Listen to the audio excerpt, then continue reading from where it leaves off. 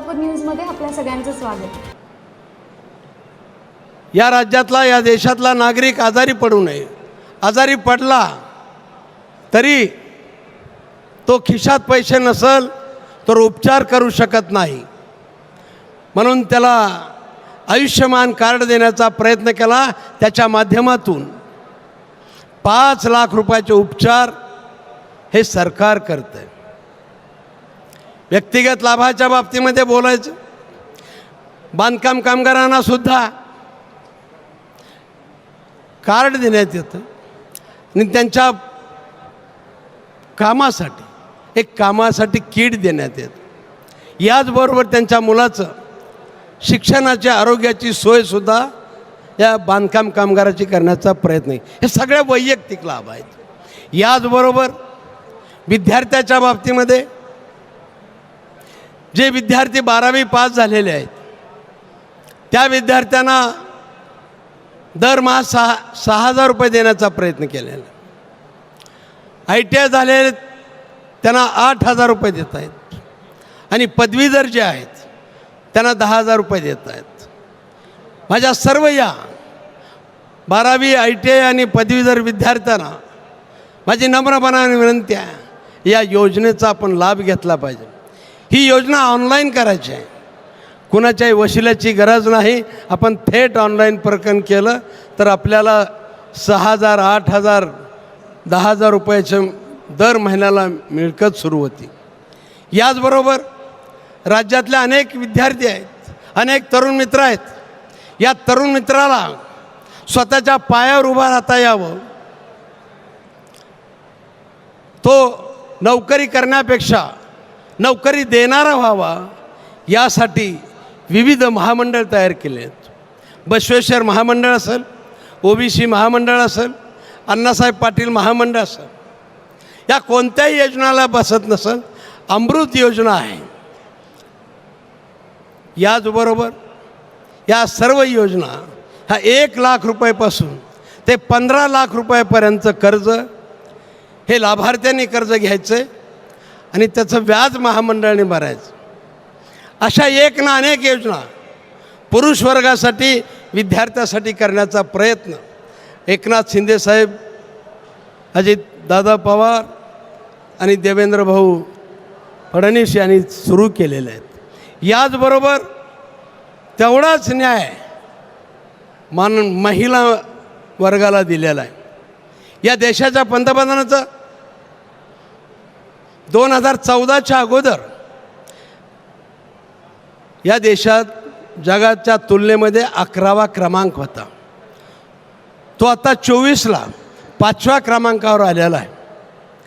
आणि माननीय मोदी साहेबांनी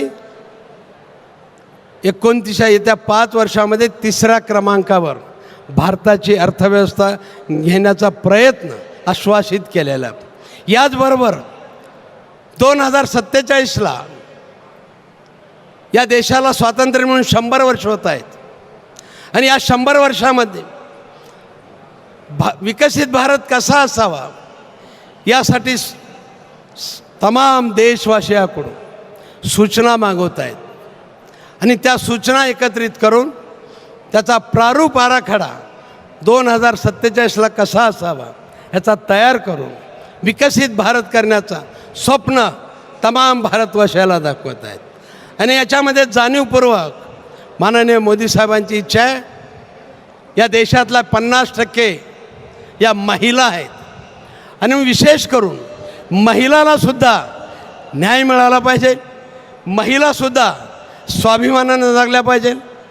महिलांनी पुरुषांच्याकडे हात पसरू नये म्हणून महिलांचा सुद्धा मान सन्मान करण्याचा प्रयत्न केला। महिलांच्यासुद्धा वैयक्तिक लाभाच्या योजना चालू केलेल्या आहेत। यामध्ये आपल्याला आठवत असेल, राज्य सरकारने 50% बसची सवलत दिलेली आहे आपल्याला। बचत गटामध्ये कर्जाच्या मर्यादा वाढवलेल्या आहेत। बचत गटाने उत्पादन केलेल्या मालाची विक्रीची व्यवस्था राज्य सरकारने जिल्ह्याच्या ठिकाणी आणि मुंबईच्या ठिकाणी मार्केट हब उभा करण्याचं ठरवलेलं आहे, की या देशातल्या महिलांनी उत्पादन केलेल्या मालाला विक्रीची सोय व्हावी, त्याला न्याय मिळावा, म्हणून सातत्यानं करण्याचा प्रयत्न या ठिकाणी केलेला आहे. लेक लाडकी मुलीचा जन्म झाल्यापासून वय वर्ष 18पर्यंत वेगवेगळ्या टप्प्यानं 1,00,000 रुपये देण्याचा संकल्प महाराष्ट्राच्या युती सरकारने केलेला आहे. याचबरोबर सर्वात महत्त्वाची आणि आवडती योजना मुख्यमंत्री लाडकी बहीण योजना 1,500 रुपये दर महिन्याला सुरू केलेलं आहे. आता परत जाहीरनाम्यात सांगितलं आहे 2,100 रुपये देणार म्हणून सांगितलं. अशा एक ना अनेक योजना पुरुष वर्ग असेल किंवा महिला वर्ग असेल याच्यासाठी योजना सुरू केलेल्या आहेत. माझी नम्रपणाने आपल्याला विनंती आहे, 2019ला उबाटाचं सरकार आलं आणि उबाटाच्या सरकारने काय केलं तर देवेंद्र फडणवीसच्या योजना सर्व बंद करण्याचा प्रयत्न केला. आणि आपण जर चुकलात, महाराष्ट्रातली जनता चुकली, सोलापूर जिल्ह्यातली जनता चुकली, तर मला असं वाटतंय उबाटाचं एकच ध्येय असणार आहे. एकनाथ शिंदे साहेबाच्या नेतृत्वाखाली आत्ता ज्या मी सांगितल्या या योजना याच्यापेक्षा अधिक योजना आहेत. या योजना आपल्याला बंद करायच्या आहेत का, हा माझा तुम्हाला प्रश्न आहे खरं म्हणजे. आणि म्हणून माझी तुम्हाला विनंती आहे, या योजना आपल्याला कंटिन्यू करायच्या असतील, सार्वजनिक विकासाच्या योजना करायच्या असतील, वैयक्तिक लाभाच्या योजना किंबहुना ह्याच्यामध्ये वाढ करायची असेल तर आपल्याला नम्रपणाने विनंती करतोय, जागे व्हा. ह्या लोकांच्या भूलथापाला बळी पडू नका, खोट्या आश्वासनाला बळी पडू नका, कोणत्याही दबावाला बळी पडू नका.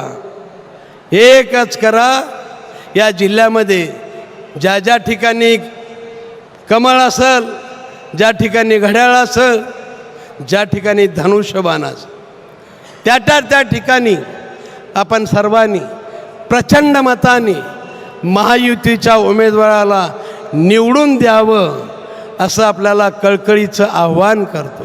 माझं सोलापूर न्यूज या यूट्यूब चॅनलला सबस्क्राईब करा आणि बेल आयकॉन प्रेस करायला विसरू नका.